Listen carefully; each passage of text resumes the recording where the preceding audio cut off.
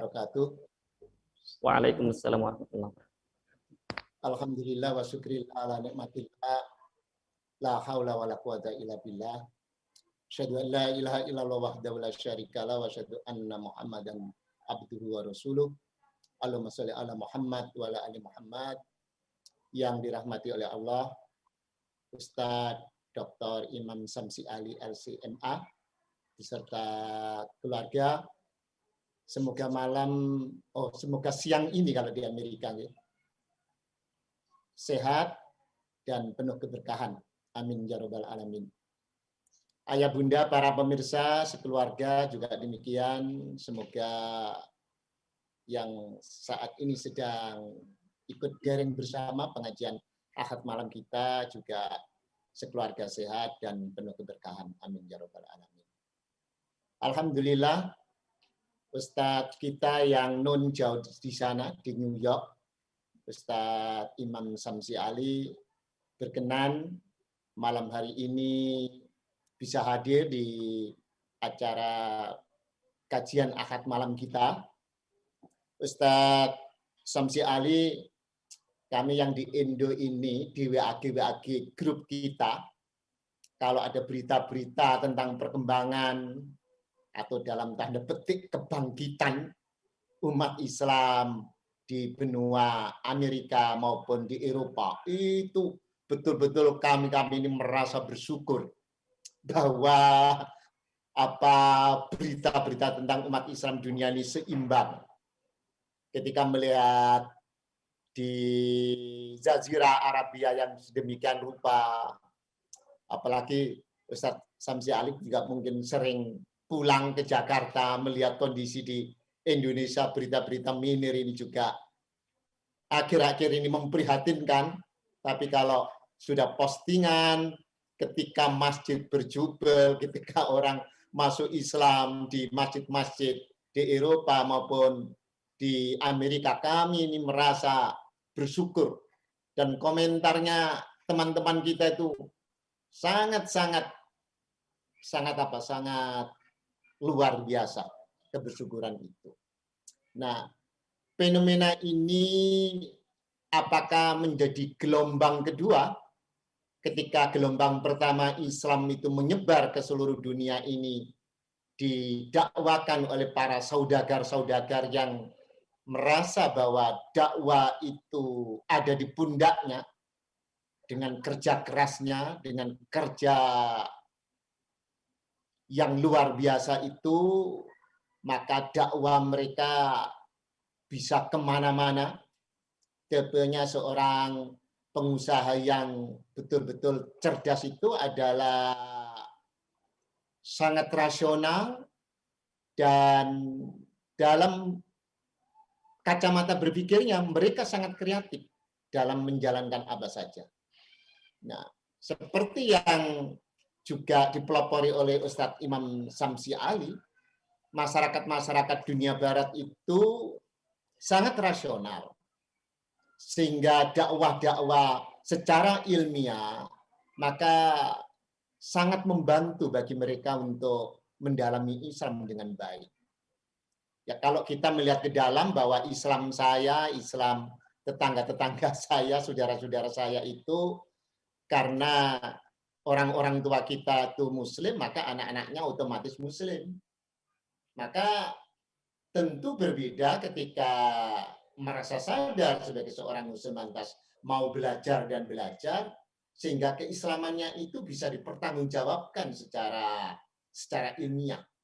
Nah, bagi yang ikut-ikutan tentu akan agak beda.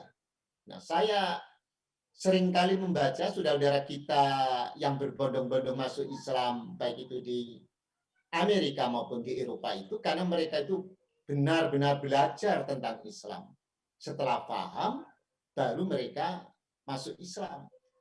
Cerita Bang Imad yang sudah meninggal, Allahyarham, yang tokoh Masjid Salman ITB itu, pernah ada orang datang kepada beliau, mau masuk Islam, Bang Imad tidak serta-merta begitu saja menerima, lantas dites sama Bang Imad, ditanya ini dan itu, wah belum cukup Islam Anda, belajar dulu. Nanti kalau sudah pinter baru kembali kepada saya. Nah, setelah kembali lagi, dites lagi, belum lulus juga, belajar lagi. Nanti kalau sudah pinter kembali kepada saya. Nah, datang yang ketiga itulah dirasa masih sudah bagus, maka diislamkanlah mereka. Nah, apakah fenomena itu juga terjadi sekarang di Amerika dan di Eropa? Karena Ustadz Samsi Ali itu yang tiap hari melihat dari dekat dan bergelut dengan saudara-saudara kita yang sedang haus mencari ad-dinul haq Islam ini. Nah, semoga malam hari ini ikut mencerahkan, ikut membahagiakan kita bersama cerita keterlibatan D2D-nya Ustadz Samsi Ali ini bagaimana memperjuangkan Islam khususnya di Amerika dan tentu sering ke Eropa. Terima kasih Ustadz Samsi Ali. Monggo waktu selanjutnya untuk Ustadz Samsi Ali. Terima kasih. Assalamualaikum warahmatullahi wabarakatuh. Bismillahirrahmanirrahim. Assalamualaikum warahmatullahi wabarakatuh. Waalaikumsalam warahmatullahi wabarakatuh. Innal hamdalillah wa syukra lillah. Wassalatu wassalamu ala Rasulillah wa hasbunallah wa ni'mal wakil, ni'mal maula wa ni'mal nasir. La haula wa la quwwata illa billah. Subhanaka la ilma lana illa ma 'allamtana innaka antal alimul hakim. Allahumma 'allimna ma yanfa'una wanfa'na bima 'allamtana warzuqna fahma. Rabbi shrah li sadri wa yassir li amri wahlul 'uqdatam min lisani yafqahu qawli. Al-Ustadz Sultan, Al-Ustadz Ahsan dan para hadirin dan hadirat peserta webinar pada malam hari ini waktu Indonesia dan pagi hari waktu Amerika. Tentu pertama kali kita tidak lupa menyampaikan puji syukur kita kepada Allah Subhanahu wa taala bahwa pada pagi hari dan malam hari waktu Indonesia ini kita diberikan kesempatan untuk bersuah walaupun secara virtual. Dan mudah-mudahan pertemuan kita ini secara virtual tidak mengurangi keberkahan. Dan insya Allah juga tidak mengurangi kemanfaatan. Karena ini adalah salah satu daripada cara Allah untuk memberikan kepada kita kesempatan bersuah. Saya selalu yakin bahwa kalau sekiranya bukan karena COVID ini, belum tentu saya bisa bersama dengan Bapak dan Ibu sekalian pada malam hari ini. Karena COVID inilah sehingga ada sesuatu yang disebut dengan Zoom yang belum pernah saya dengarkan sebelum COVID terjadi. Dan dengan Zoom ini ternyata kadang 3 sampai 5 kali sehari semalam tinggal pindah dari password, tinggal pindah dari ID dan lain sebagainya. Alhamdulillah, tentu puji syukur kita yang paling penting adalah bahwa kita termasuk orang-orang yang dipilih menjadi hamba-hambanya Allah yang mengenalnya. Yang mengenal Allah, mengenal agama ini, dan saya memakai istilah pilihan, dipilih karena memang kita dipilih. Nah, kalau orang-orang Yahudi memakai istilah the chosen, abna Allahil mukhtar, anak-anak Tuhan yang terpilih, maka kita harus berani meyakini bahwa kita yang terpilih sesungguhnya untuk mengimani Islam ini, untuk mengambil alih tanggung jawab ketauhidan ini untuk kita sampaikan kepada seluruh penjuru dunia. Islam ini adalah agama yang luar biasa, dahsyat, indah, hebat. Dan itu akan kita rasakan ketika kita sudah hidup di tengah-tengah non-muslim. Akan semakin nampak. Karena kata pepatah bahasa Arab, wabiddiha tatamayazul asya. Dengan lawannya itu sesuatu akan lebih nampak. Jadi hidayah itu akan lebih terasa ketika kita sudah berada di tengah orang-orang yang sedang kebingungan. Hidayah itu akan lebih nampak ketika kita berada di tengah orang-orang yang mungkin dalam bahasa kita sedang tersesat. Tidak tahu arah kemana hidup ini. Mereka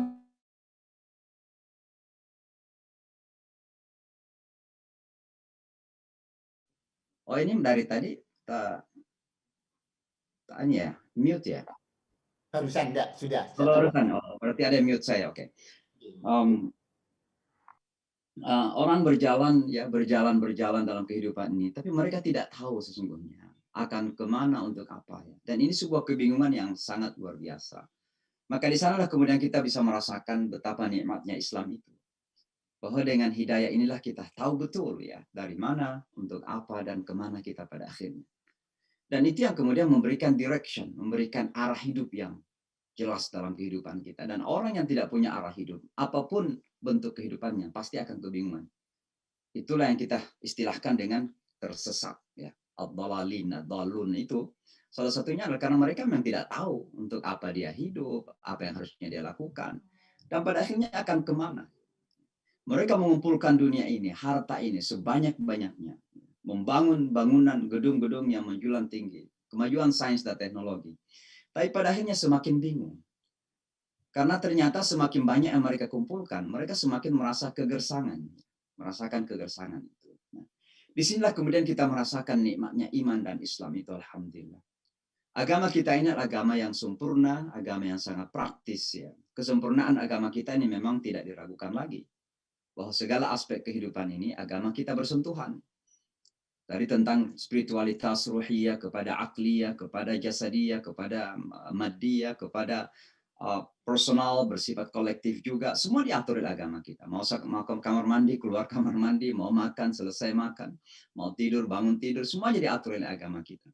Dan sekarang ini di Barat sedang merindukan agama yang bukan lagi sebuah sentimen semata.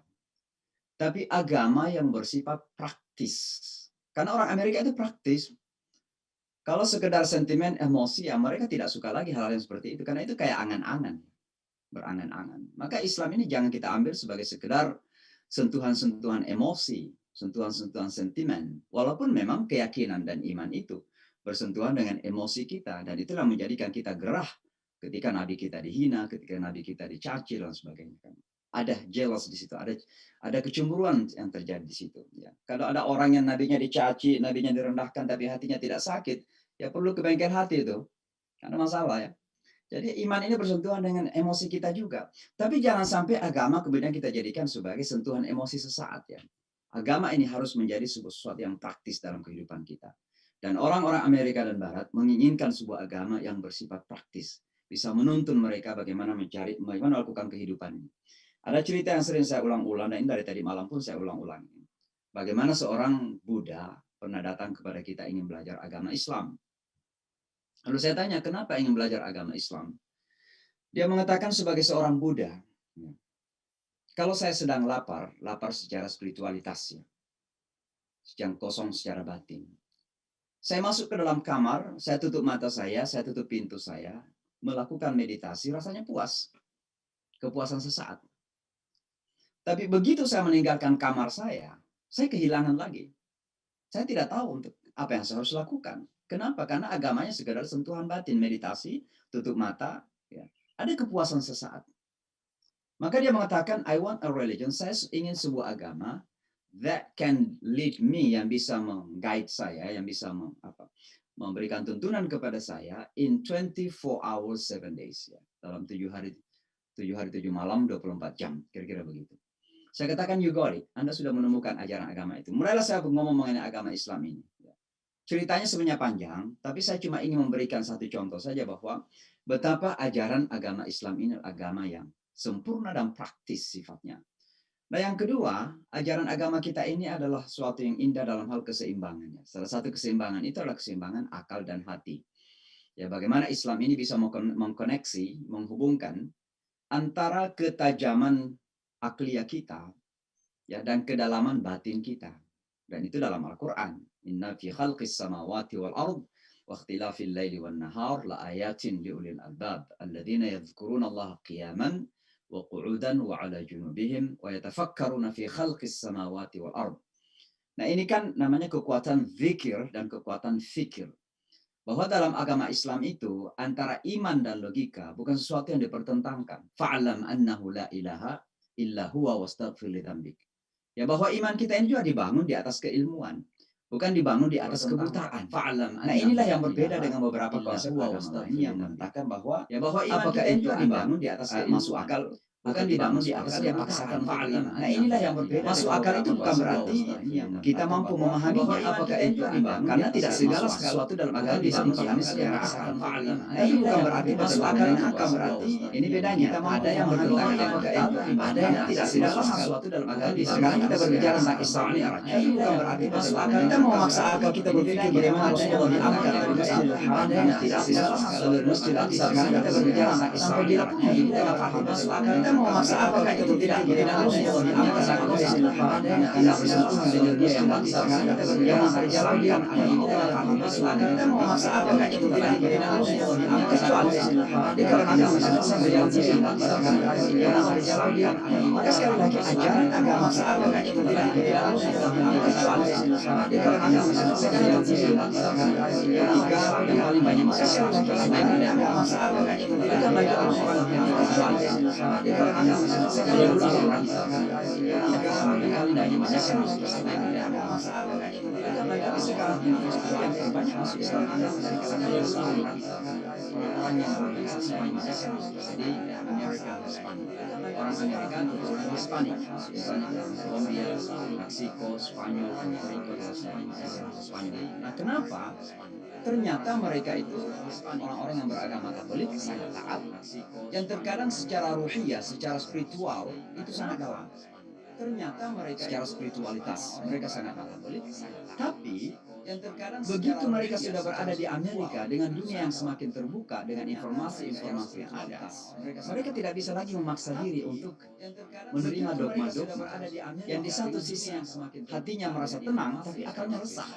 Mereka tidak bisa tambah satu sama dengan satu bertanya saja dianggap tidak beriman. Hatinya merasa tenang tapi dalam agama kita jelas ketika mengatakan qul huwallahu ahad Allahu samad lam yalid wa lam yulad wa lam yakul lahu kufuwan ahad.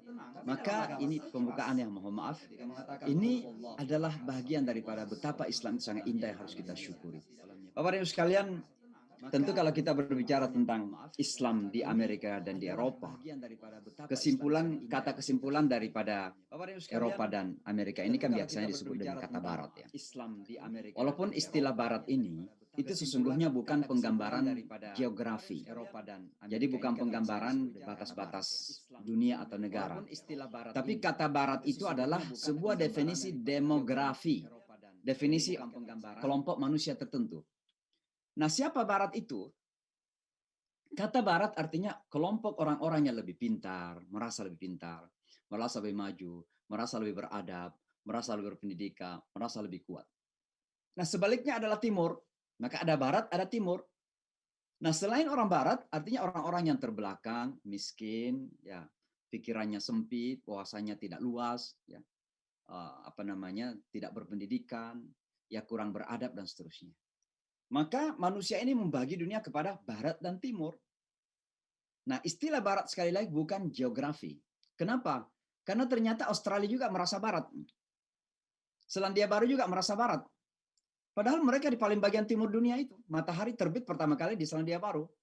Tapi mereka juga merasa atau mengkategorikan diri sebagai Western people, orang-orang Barat. Maka istilah Barat itu adalah pengistilahan demografi atau kelompok manusia. Itulah sebabnya ini perlu kita pahami, supaya jangan kemudian kita salah paham bahwa kata Barat itu hanya mereka yang berada di sebelah barat dunia, Eropa atau Amerika. Nah, Islam di dunia barat, Australia, Selandia Baru, Eropa, Amerika, kerap kali difahami sebagai agama imigran dan agama yang baru. Padahal sesungguhnya sejujurnya di Amerika Serikat, semua orang itu adalah imigran kecuali mereka yang disebut dengan Native Indian American. Jadi Native Indian American itulah yang bukan imigran. Yang Syamsi Ali dan Donald Trump itu dua-duanya imigran. Syamsi Ali maupun Joe Biden itu imigran juga. Karena nenek moyangnya adalah pendatang. Hanya saja Donald Trump dan Joe Biden itu neneknya datang dari Eropa. Kalau saya datang dari Indonesia. Tapi artinya apa? Amerika ini negara imigran. Maka yang berhak untuk mengatakan bahwa kita adalah orang asli Amerika adalah Native Indian American. Mereka adalah orang-orang yang dimarginalkan oleh orang Eropa ketika mereka pertama kali sampai ke bumi ini. Maka ketika Islam digambarkan sebagai agama pendatang, sesungguhnya itu adalah bagian dari upaya untuk melemahkan. Ini bagian dari Islamofobia sesungguhnya. Maka jangan menyangka bahwa Islamofobia itu terjadi ketika 9/11. Enggak, nanti saya akan benarkan lagi. Ya, walaupun tadi sempat disebutkan bahwa unfortunately, sayang sekali sejak 9/11. Padahal Islamofobia bukan mulai sejak 9/11. Islamofobia itu bersifat historis di Amerika. Ya. Nah, saya ingin mengatakan begini, bahwa Islam di Amerika dan di Barat bukan sesuatu yang baru. Ya. Jadi ada beberapa catatan sejarah mengatakan begini. Ini perlu kita pahami bersama. Yang pertama ada yang mengatakan bahwa ekspedisi Cina Muslim itu sudah sampai di perairan Amerika jauh sebelum Columbus menemukan Amerika. Yang disebut dengan Cheng Ho itu. Di Indonesia ada beberapa masjid Muhammad Cheng Ho. Ya. Jadi ekspedisi Muslim Cina itu sudah sampai di daratan Amerika jauh sebelum Columbus menemukan the new land atau pulau baru yang disebut dengan Amerika di belakang hari itu. Nah, ada catatan sejarah mengatakan demikian. Lalu belakangan di Colorado misalnya, Denver, salah satu negara bagian di Amerika, di atas gunung-gunung itu ada bebatuan yang bertuliskan bahasa Arab, maaf, kata-kata Arab dalam bahasa Latin. Nah, sehingga ada orang yang memperkirakan bahwa Muslim dari tanah Spanyol, Spanish, ya termasuk dari Spanyol sendiri, sudah sebenarnya sampai ke bumi Amerika jauh sebelum Columbus menemukan Amerika. Belakanganlah kemudian ketika bangsa Eropa datang ke Amerika, ya, dan itu bersamaan dengan Columbus dan sebagainya, mereka yang membawa kemudian budak-budak dari Afrika, orang-orang hitam. Nah, ternyata budak ini minimal 30-50% itu beragama Islam. Ya. Ada seseorang yang karena ketika mereka sampai di Amerika, ada dua kemungkinan. Dipaksa masuk ke dalam agama Kristen, atau minimal tidak dibenarkan menjalankan agamanya. Maka ada seorang budak ketika itu, saya lupa namanya, beliau dari Ghana, dari West Africa, itu menulis Al-Quran dengan tangannya sendiri. Dan sekarang Al-Quran itu ada di Museum Islam di Washington DC. Di Washington DC ada Museum Islam, kalau sempat jalan-jalan ke Washington DC, di sana ada Museum Islam. Salah satu di antaranya yang dipamerkan itu adalah Al-Quran yang ditulis tangan oleh seorang budak dari Ghana ketika itu. Kenapa? Karena dia hafal Quran dan bisa menuliskan dengan tangannya sendiri Al-Quran saat itu. Artinya apa, Bapak Ibu sekalian? Bahwa Islam bukan baru di Amerika Serikat. Belakanganlah kemudian datanglah orang-orang yang dari Afrika, kemudian dari Timur Tengah, ketika terjadi konflik di Timur Tengah, lalu belakangan juga dari Bosnia dan juga dari Chechnya, kemudian berdatangan ke Amerika Serikat. Amerika ini kan salah satu keunikannya, unik ya, hebatnya, adalah ketika terjadi konflik di semua negara, dan biasanya karena Amerika sendiri, terjadi konflik di Irak, di Afghanistan, lalu Amerika buka diri untuk imigran itu, kecuali zaman Donald Trump saja. Ya, kecuali zaman Donald Trump. Tapi semua presiden membenarkan mereka yang berada dalam zona konflik untuk datang ke Amerika Serikat. Maka orang Islam kemudian berdatangan. Sehingga ketika saya sendiri tiba di Amerika di tahun 95, mohon maaf, di 96, ternyata Muslim di Amerika itu sudah sangat berkembang sekali. Di kota New York misalnya sudah sekitar 700-800 ribu orang Islam. Sekarang ini lebih dari 1 juta. Dari kota New York itu dari 11 juta penduduknya ada sekitar 10% beragama Islam. Nah, ketika saya pertama kali datang ke kota New York, alhamdulillah ternyata perkembangan Islam itu luar biasa. Masjid sudah cukup banyak, ya, kita melihat orang Islam di mana-mana terjadi. Nah, tapi yang kemudian terjadi adalah saya waktu itu baru 5 tahun, terjadilah apa yang disebut dengan 9/11 di tahun 2001 itu. Nah, 9/11 sesungguhnya menjadi puncak dari segala Islamofobia. Kalau sebelumnya Islamofobia itu sudah demikian dahsyat, di mana Islam ini berusaha untuk dimarginalkan dengan segala cara. Ya. Satu contoh yang biasa saya berikan bagaimana studi Islam ya di Amerika dan di Barat itu diistilahkan dengan studi ketimuran. Karena tadi itu kan ada Barat, ada Timur ya, dan jangan lupa Barat dan Timur. Maka Islam itu disebut studi ketimuran, Orientalism istilahnya. Ya. Atau misalnya studi Timur Tengah. Karena Islam ingin dianggap sebagai agamanya orang Timur Tengah. Nah, kata Timur Tengah ini kan yang menjadi masalah adalah Timur Tengah itu tidak ada demokrasi, tidak ada kebebasan, tidak menghormati wanita, keras, ya kira-kira itulah agama Islam. Ya. Maka dari dulu pun Islamofobia sudah tinggi di Amerika. Tapi 9/11 kemudian dianggap sebagai puncak dari Islamofobia itu. Kenapa puncak? Karena waktu itu Amerika seolah-olah menemukan pembenaran. Kalau selama ini Islam hanya dituduh sebagai pelaku kekerasan, agama terorisme, sekarang sudah nampak di depan mata kita. Siapa lagi yang bisa mengingkari? Islam telah hadir menghancurkan sebuah gedung yang sangat penting bagi orang Amerika. Apa gedung itu?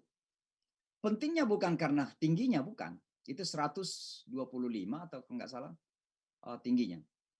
Tapi bukan karena tingginya menjadi penting gedung itu. Gedung itu menjadi penting karena itu adalah WTC, World Trade Center, atau pusat perdagangan dunia. Dan kalau kita sudah menyebut kata perdagangan, itu berarti kapitalisme. Dan kalau kita berbicara tentang kapitalisme, bagi Amerika, itu artinya apa? A way of life, jalan hidup, artinya agama sesungguhnya. Maka Islam datang menghancurkan agama Barat. Agama Barat itu siapa? Agama yang maju, berpendidikan, rasional, demokrasi, kebebasan. Maka Islam itu lawan dari semua itu. Islam itu lawan demokrasi, lawan kebebasan, lawan HAM. Itulah kira-kira agama Islam ketika itu. Maka 9/11 betul-betul menjadi puncak kemarahan orang Amerika dan Barat kepada agama Islam ketika itu. Di kota New York sendiri ada beberapa masjid yang dirusak, ada beberapa orang Islam yang ditusuk, ya. Ada 2 orang yang ditembak mati. Ya, hanya saja 1 dari 2 itu adalah orang Sikh, orang India yang punya janggut panjang, rambut panjang biasanya itu, dianggapnya pengikut Bin Laden karena dia juga pakai sorban. Maka dia ditembak mati juga. Ya, itu yang terjadi ketika itu, sangat mencekam sekali, menakutkan sekali ketika itu. Saya baru 5 tahun saat itu. Saya masih ingat 2 hari setelah kejadian, pada hari H ya, ketika terjadi itu kita kumpul para imam di kota New York. Ada sekitar 150-an lah masjid di kota New York ketika itu. Lalu kita berkumpul, ada beberapa teman-teman kita kemudian mengusulkan agar untuk sementara masjid-masjid di kota New York ditutup dulu.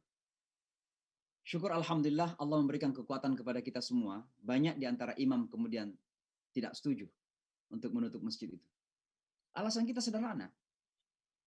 Kalaupun seandainya yang melakukan itu adalah orang Islam, kenapa kita harus bersalah?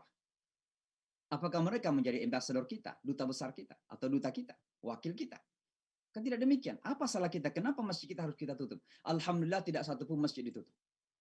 Tapi intinya adalah terjadi kesalahpahaman yang sangat luar biasa, kemarahan yang sangat luar biasa, karena Islam betul-betul dianggap sebagai musuh Amerika. Musuh peradaban yang dianggap peradaban maju. Musuh intelektualitas, musuh pemikiran sehat, kira-kira demikian. Sehingga apa yang terjadi Bapak dan Ibu, tantangan tersendiri bagi kami, gimana cara merubah persepsi yang sudah semakin berat ini. Alhamdulillah dengan izin Allah, saya baru 5 tahun, bahasa Inggrisnya baru bahasa Inggris Bugis Makassar. Jadi Bugis Makassar ya. Ini kan kalau kita orang Indonesia berbahasa Inggris, ya kalau orang Jawa medau juga, itu nggak ketinggalan Jawanya. Nah saya dari Bugis Makassar. Jadi bahasa Inggrisnya bahasa Inggris Bugis Makassar. Tapi alhamdulillah ternyata memang saya yang dilibatkan oleh kantor wali kota New York dalam beberapa kegiatan-kegiatan besar. Salah satu di antaranya pada hari kedua setelah 9/11 itu ada acara konferensi pers. Saya belum pernah tampil di TV. Tiba-tiba diajak mewakili komunitas Muslim dalam konferensi pers dengan judul Religious Leaders Respond. Jadi responnya pemimpin agama New York terhadap peristiwa 9/11. Saya sendiri hadir saja, pokoknya saya hadir saja. Saya tidak mempersiapkan materi. Lalu kemudian kita tampil di televisi, CNN, Fox News, NBC dengan semua sorotan lampu itu. Ya, tapi saya pokoknya tawakal saja. Saya ngomong saja. Ketika saya selesai ngomong, saya nggak tahu apa yang saya ngomongin. Setelah selesai itu saya datang kepada teman saya. Dia keturunan Rusia, beragama Islam. Saya katakan, what did I say? Apa yang saya ucapkan tadi? Dia katakan, you did say good. Kamu mengucapkan yang baik-baik. Apa saya bilang? Karena saya sendiri nggak sadar. Dia mengatakan, 1, kamu menyampaikan belasungkawa. Yang kedua, kamu mengatakan kamu itu datang dari komunitas Muslim terbesar dunia. Karena Indonesia adalah negara Muslim terbesar dunia. Dan yang ketiga, kamu mengatakan bahwa kamu mengutuk kekerasan-kekerasan, termasuk serangan kepada gedung WTC. Dan yang ketiga, kamu mengingatkan bahwa kita harus membangun kerjasama melawan musuh kita bersama, yaitu kebencian dan terorisme. Ya, itu yang saya sampaikan pada pertemuan tersebut. Nah, singkat cerita Bapak dan Ibu sekalian, alhamdulillah, ternyata beberapa acara-acara yang besar kemudian saya dilibatkan oleh Kota New York. Tapi saya tidak ingin berbicara lebih mengenai apa yang saya lakukan setelah itu. Intinya adalah upaya kita untuk merubah image dan persepsi yang salah tentang Islam ini menjadi tantangan tersendiri yang sangat-sangat luar biasa. Mungkin saya ingin kembali kepada kenapa Islamofobia begitu meninggi di Amerika dan di Eropa atau di dunia Barat. Ada beberapa alasan yang penting. Yang pertama adalah karena memang ada fobia sejarah. Ini harus kita paham. Ada fobia sejarah. Orang Barat itu sadar betul bahwa Islam ini adalah kekuatan yang dahsyat dan pasti tidak akan bisa terbendung. Saya sebelum COVID-19 kemarin berkeliling ke 7 negara di 9 kota, 9 negara di 12 kota di Eropa. Salah satu, ada 3 negara yang saya ingin sebutkan. Yang pertama saya berkunjung ke Austria. Ya. Ternyata Austria itu di Vienna atau Wina, di sanalah ada pertahanan Eropa menahan kekuatan Ottoman Empire atau Khilafah Utsmaniyah. Karena dulu Khilafah Utsmaniyah sudah sampai ke jantung Eropa. Kekuatan Islam ketika itu. Ini yang pertama. Yang kedua, saya mendapat kesempatan berkunjung ke Serbia. Nah, kalau misalnya coba saya tutup video saya, lihat gambar saya di situ.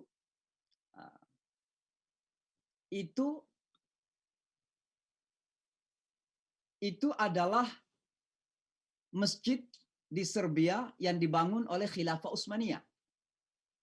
Yang sampai ratusan tahun dijadikan gereja, tapi alhamdulillah beberapa tahun belakangan ini sudah menjadi masjid kembali. Artinya apa? Serbia ini menjadi salah satu pusat pemerintahan Khilafah Utsmaniyah di Eropa ketika itu.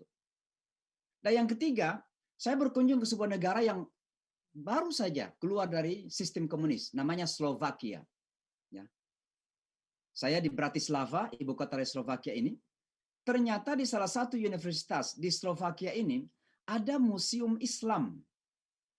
Dan di museum Islam inilah di-display, ditampilkan tulisan Al-Quran dari Khilafah Utsmaniyah dulu. Ya. Buku-buku Rumi ada di sana, macam-macam lah. Artinya apa? Bahwa salah satu alasan kenapa Eropa dan Amerika ketakutan kepada Islam ini adalah karena memang fobia sejarah. Mereka sadar betul bahwa Islam ini lambat laun, mau tidak mau, suka atau tidak, adalah sebuah kekuatan yang sangat luar biasa dan mereka ketakutan untuk kembali kejayaan Islam seperti di masa-masa yang lalu itu. Ini kita harus paham. Ada mental yang demikian ketakutan karena faktor sejarah itu. Yang pertama. Yang kedua karena memang ketidaktahuan. Dan ini tanggung jawab kita untuk memberitahu tentunya, saya tidak perlu memperpanjang ini. Yang ketiga karena memang media senangnya menyampaikan hal-hal yang seksi sifatnya. Kalau anjing menggigit orang itu nggak seksi, tapi kalau orang menggigit anjingnya baru seksi, kan begitulah kira-kira. Nah, media selalu menampilkan kalau ada seseorang yang kebetulan beragama Islam melakukan sesuatu yang tidak baik, wah media heboh. Tapi kita ini yang jutaan orang Islam di Amerika melakukan yang baik-baik saja, nggak pernah tampil di media kan? Sama gitu. Ya, itu media massa. Dan tentu para politisi-politisi. Kenapa? Di mana-mana saja seringkali politisi itu memainkan sentimen masyarakat. Maka salah satu sentimen masyarakat di Amerika itu adalah ketakutan kepada Islam, maka politisi kemudian semakin mempergunakan ketakutan itu untuk meraup suara dari kalangan konstituen mereka. Nah, tentu faktor yang kelima, kenapa Islamofobia meninggi, juga adalah karena faktor Islamnya atau orang Islamnya. Apa maksudnya? Kata Muhammad Abduh setelah pulang dari Prancis belajar, saya kok melihat banyak Islam di Prancis, tapi sedikit orang Islam. Sementara di Mesir, banyak Islamnya, tapi banyak Muslimnya, tapi sedikit Islamnya. Artinya apa? Kegagalan kita umat Islam menampilkan Islam yang sesungguhnya ini, menjadikan orang-orang lain banyak yang ketakutan. Maka salah satu faktor yang penting, kenapa Islamofobia terjadi di Amerika dan Dunia Barat, adalah karena kita umat Islam belum berhasil menampilkan wajah Islam yang sesungguhnya. Alhamdulillah, saya ingin kembali kepada 9/11 tadi. Maka 9/11 kemudian dianggap sebagai kuburan Islam. Islamofobia panjang bersejarah, 9/11 adalah kuburan Islam. Banyak yang mengatakan habislah Islam di Amerika. Eropa nggak akan ada lagi yang mau belajar Islam, apalagi menerima agama Islam ini. Tapi apa kata Al-Quran? Wa makaru wa makarallah, wallahu khairul makirin. Mereka punya rencana, Allah punya rencana, tapi rencana yang terbaik dan pasti berlaku adalah rencananya Allah Subhanahu wa Ta'ala. Yuriduna litfi'u nurallahi biafwahihim wallahu mutimmu nurihi walau karihal kafirun. Mereka ingin memadamkan cahaya Allah, tapi Allah insist ya, tetap bertahan bahwa Allah itu penyempurna cahayanya, bukan sekedar menyempurnakan. Dan itulah sebabnya kemudian Islam terus berkembang. Ya. Islam terus berkembang. Justru 9/11 menjadi awal momentum kebangkitan Islam itu sendiri. Berbondong-bondong orang Amerika belajar Islam. Al-Quran ketika itu memang habis dibeli orang Amerika. Ini bukan cerita dongeng ini, karena saya menjadi saksi. Betapa Al-Quran di toko-toko buku itu habis dibeli sama orang Amerika. Kenapa? Ini salah satu hikmah Allah ini. Islam itu diekspos secara negatif pun, insya Allah akan berujung kepada sesuatu yang positif. Ini ada satu contoh yang saya sudah sering ceritakan ya. Jadi 4 hari setelah 9/11, saya diundang membaca doa di sebuah lapangan. Ya biasalah doa setelah 9/11 ini laku keras. Tiba-tiba saja orang Amerika suka berdoa. Saya diundang membaca doa. Setelah saya membaca doa, ada yang mengetuk saya dari belakang. Dia sentuh pundak saya melihat dia orang tinggi besar. Lalu dia berbisik kepada saya juga Muslim katanya. Saya ketika itu agak terkejut. Kenapa terkejut? Karena pada masa itu memang betul-betul orang Amerika salah faham dan benci kepada agama Islam. Maka saya tanya, kamu itu masuk Islamnya kapan? Dia katakan baru kemarin katanya. Berarti 3 hari. Loh, kok bisa? Dia ceritakanlah bahwa waktu terjadi serangan 9/11, yaitu hari Selasa, tanggal 11 September tahun 2001, hari Selasa. Ketika terjadi serangan 9/11, saya menonton televisi CNN. Dan salah seorang penyiar CNN mengatakan begini, kalau Anda ingin tahu inspirasi teror atau serangan 9/11 ini, read the Quran, baca Al-Quran. Artinya apa? Lalu apa yang dia lakukan? Dia pergi membeli Al-Quran untuk apa? Bukan untuk menemukan hidayah. Bukan untuk mendapatkan kebenaran. Tapi untuk mencari di mana letak kata teror dalam Al-Quran. Dia baca Al-Quran 3 hari 3 malam. Baca Al-Fatihah nggak ada teror. Baca Al-Baqarah nggak ada teror. Sambung lagi Ali Imran nggak ada teror. Apa kata beliau? Saya kok mencari teror yang saya tidak menemukan teror. Yang saya temukan adalah mutiara-mutiara. Dan itu yang menjadikan kemudian dia bertukuk lutut di hadapan kebenaran. Inilah ketika Allah mengatakan wa makarallah wallahu khairul makirin. Tapi kemudian pertanyaan selanjutnya adalah kenapa kemudian Islam berkembang terus-menerus? Ya. Dan saat ini minimal kata orang ya 20.000 orang Amerika masuk Islam per tahun. 20.000. Dan bukan sekedar jumlahnya saja. Tapi yang terpenting adalah yang masuk ke dalam agama ini anak-anak muda berpendidikan profesional. Artinya apa? Secara kualitas sangat luar biasa. Maka jangan terkejut kalau kita ada beberapa wali kota muslim di Amerika sekarang. Jangan terkejut kalau DPR Amerika Kongres ada beberapa orang Islam. Nah ini yang lucu, sekitar 2 tahun lebih lalu ada 2 orang muslimah wanita muda terpilih menjadi anggota Kongres di Amerika. Yang satu keturunan Palestina belum merdeka, tapi keturunannya sudah jadi anggota Kongres di Amerika. Dan ini ditakuti oleh banyak anggota Kongres. Namanya Rashida Tlaib. Karena sangat tegas. Ya. Dan yang kedua ini yang paling unik. Seorang wanita bernama Ilhan Umar dari Somalia. Pengungsi, datang ke Amerika mengungsi waktu berumur 7 tahun. Di saat berumur 31 tahun, terpilih menjadi anggota Kongres di Amerika. Nah, yang menjadi masalah adalah Ilhan ini memakai jilbab yang rapi. Ada aturan di Kongres mengatakan bahwa kalau sedang mengikuti sidang, tidak boleh menutup kepala. Ini bagaimana dengan seorang muslimah yang memakai jilbab? Apa harus membuka jilbab kalau ikut sidang? Kan tidak mungkin. Akhirnya apa yang terjadi? Kongres terpaksa harus merubah aturannya sendiri gara-gara seorang wanita muslimah itu bernama Ilhan Umar. Inilah sejarah yang kita buat terus-menerus. Ya, maka Islam berkembang sangat luar biasa, tapi kemudian pertanyaannya kenapa? Alasannya apa? Ada beberapa alasan yang saya sebutkan singkat saja. Yang pertama adalah Bapak dan Ibu, karena memang sudah terjadi kejenuhan peradaban Barat. Peradaban Barat ini sudah mulai menemukan kejenuhannya, sudah lelah sebenarnya. Kenapa lelah? Dengan kemajuan materialnya, dengan kehebatan perekonomian, kekuatan militernya, ternyata peradaban ini gagal memberikan kepuasan kepada manusia. Karena manusia ini kepuasannya tidak akan bisa dipenuhi oleh dunia. Percayalah itu. Semakin kita minum dunia ini seolah kita meminum air laut gitu. Dan itu kata Rasulullah. Itu kata Rasulullah Sallallahu Alaihi Wasallam. Dan ini terbukti dunia barat. Kemajuan perekonomian Amerika yang luar biasa. Itu Amerika ini, apalagi di kota New York yang kami tinggal ya. Ada Wall Street. Saya mengistilahkan biasa kalau Wall Street ini batuk-batuk, maka perekonomian dunia akan demam. Karena modal mengalir dari sini gitu. Kekuatan perekonomian Amerika luar biasa. Tapi Amerika sudah mulai bosan. Bosan dengan kemajuan material yang kemudian mengalami kekosongan batin yang luar biasa.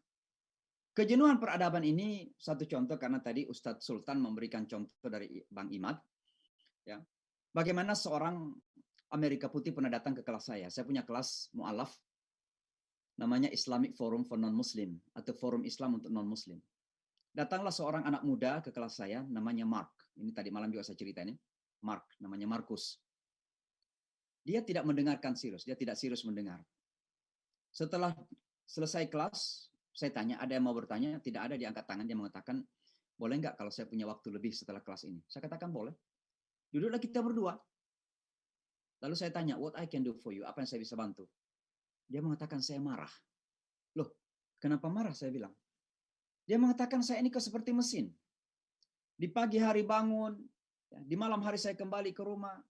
Di weekend, ya, hari Sabtu, hari Minggu, saya ke bar, night club. And I don't know for what. Saya nggak tahu untuk apa gitu.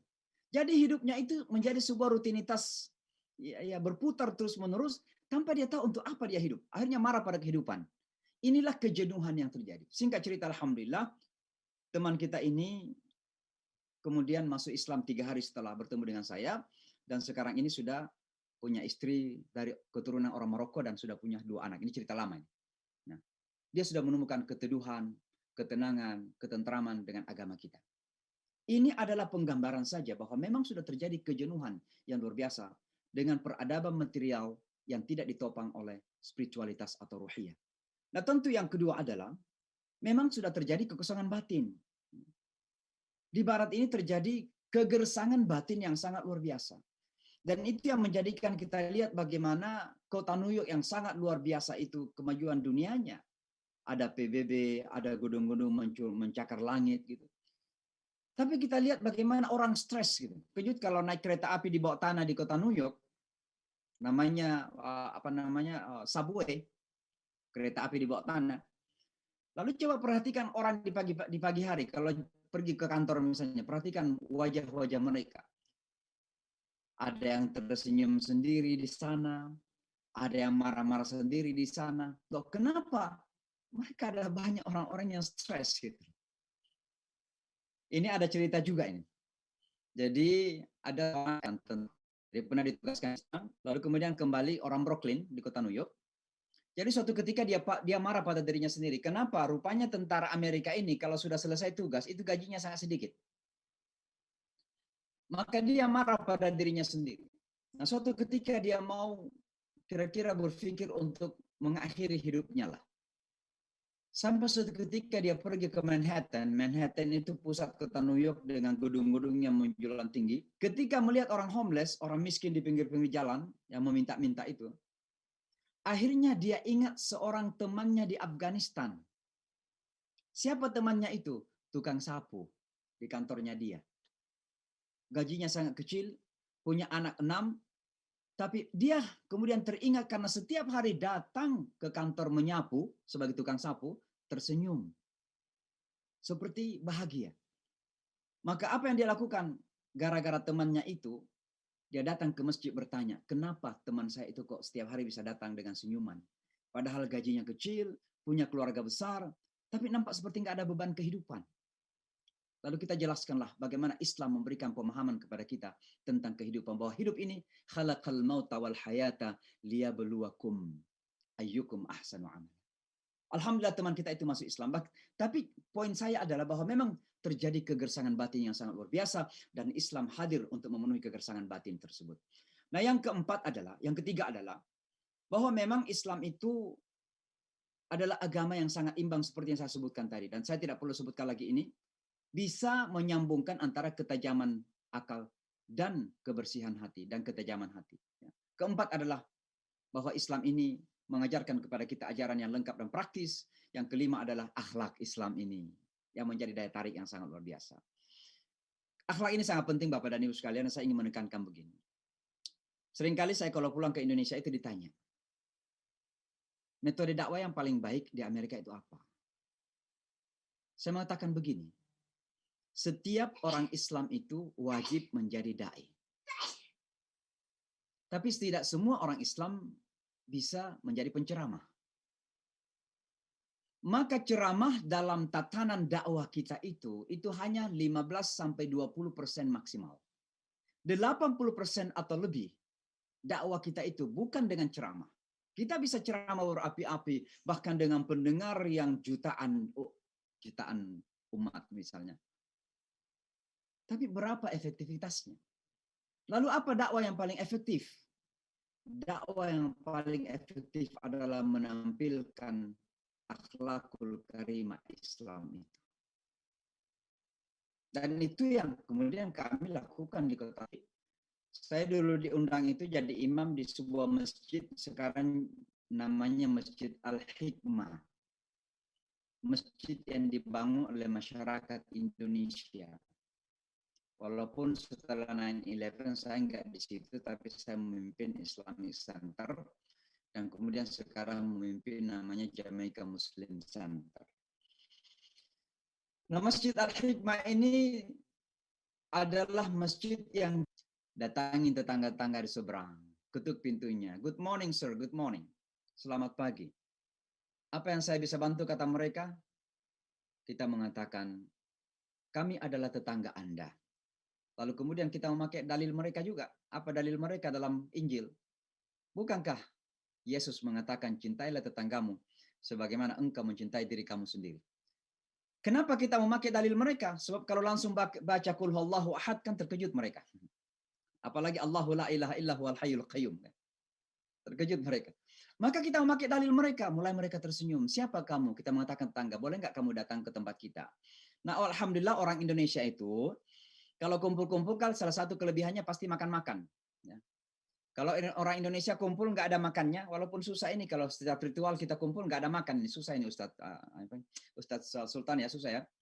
Nah, tapi kalau saya di Indonesia, setiap kali ketemu orang pasti makan, minum gitu. Sampai darah bisa naik gitu. Karena minum teh, kopi terus di Indonesia. Nah, kita kemudian siapkan kopi, kita siapkan teh, kita siapkan kue-kue kecil, diundang mereka datang ke masjid. Kita belum berbicara tentang Islam. Tapi sesungguhnya kita sudah menampilkan Islam. Kenapa? Dengan senyuman, dengan kata-kata yang sopan, dengan kata-kata yang santun, dengan karakter kita, dengan keramahan kita. Mereka kemudian bertanya sendiri, kamu siapa? Kita mengatakan, we are Muslims. Kita orang Islam. Terkejut. Kenapa mereka terkejut? Karena baru kemarin di televisi mereka melihat, mendengar, kalau orang Islam itu kan marah terus. Orang Islam itu nggak bisa tersenyum.